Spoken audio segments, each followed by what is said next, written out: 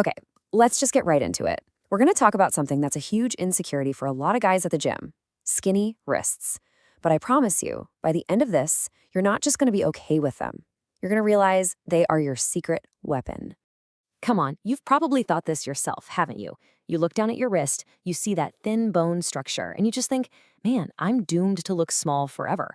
You feel like a classic hard gainer. It's a really frustrating feeling, and it can make you think that getting massive arms is just completely off the table for you. So what I want you to do is completely flip that script in your head. Just forget everything you've been told. Because that one little genetic trait you've been cursing, it might just be the secret ingredient to building a physique that looks seriously impressive. Okay, so here's the big secret. Small wrists are an optical multiplier. Just think about a sledgehammer for a second. The handle is thin, right? But the head is absolutely massive. It's the contrast between the two that makes it look so incredibly powerful. Well, that's the exact same effect we're going to create with your arms. And we actually have a name for this. We call it the hammer taper. It's basically a powerful visual illusion. See, by building up the muscle on your forearm, right above that thin wrist, you create this super dramatic taper that makes the entire arm look bigger, denser, and way more powerful than it would on someone with a thicker boned frame. Now, this slide really drives the point home. Just look at the comparison. On the left, with a thick wrist, you need gigantic, like 20-inch arms just to look impressive, because there's almost no contrast. The arm kind of looks straight, almost blocky. But now look at the right. With that skinny wrist frame, even a decently developed forearm just pops because the contrast is so high. This is what creates that awesome Popeye effect, and that is exactly what we are going for. And the best part? This is not complicated. I mean, yeah, the forearm has over 20 muscles, but we don't need to worry about all of them, not even close.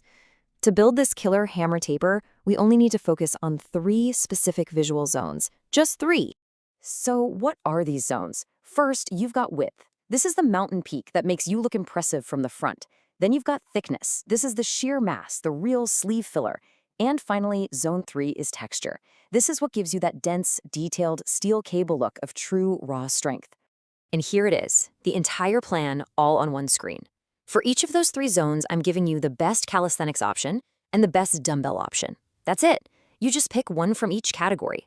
It's simple, but it is brutally effective. So let's break down that first zone. All right, zone 1 is all about building that width. We're targeting a muscle called the brachioradialis.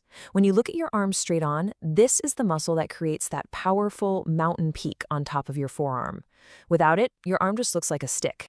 So if you're doing calisthenics, your best bet is the towel pull-up. That unstable grip forces your brachioradialis to fire like crazy just to hold on. Now, if you've got weights, you're going to do the thumbless reverse curl. And listen, this is so important. Put your thumb on the same side as your fingers. Don't wrap it around. That little trick takes the bicep out of the equation and puts all the tension right where we want it, on the forearm. Explode up and then control it down for a slow 3-second count.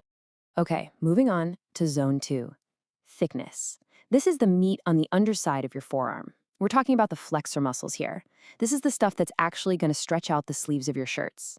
And the secret to making them grow? A deep, intense stretch. For calisthenics, we're stealing a secret from gymnasts, the false grip hang. You literally curl your entire wrist over the bar and just hang there.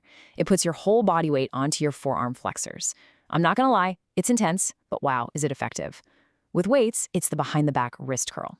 Doing it behind your back lets the bar roll all the way down to your fingertips, which gives you a massive range of motion and a stretch that you just can't get any other way. So we've built the size, now we need the detail. Zone 3 is all about creating that dense, veiny, steel cable texture. This is what signals real, functional grip strength. And we get there by attacking the hands and fingers directly. The calisthenics move here is the fingertip push-up. Get up on your fingertips and literally imagine you're trying to claw through the floor. This builds incredible density in your hands and tendons. For the weight option, the plate pinch is king. Just grab 2 plates, smooth side out, and hold on for dear life. This exercise absolutely fries all those tiny little muscles in your hands that most other lifts totally miss. So that's it. Here's your simple action plan. Number 1, choose 1 exercise for width, 1 for thickness, and 1 for texture. That's 3 exercises total. Number 2, do them twice a week. And number 3, just tack them on at the very end of your current workouts. It's that simple. That is how you build the hammer taper. And you see the power in this, right? We didn't just add some muscle. We strategically changed the entire perception of your arm. You've taken what you thought was a weakness and turned it into an absolute weapon. So the question is, what's next? What are the other muscles that signal real power and command respect the second you walk into a room?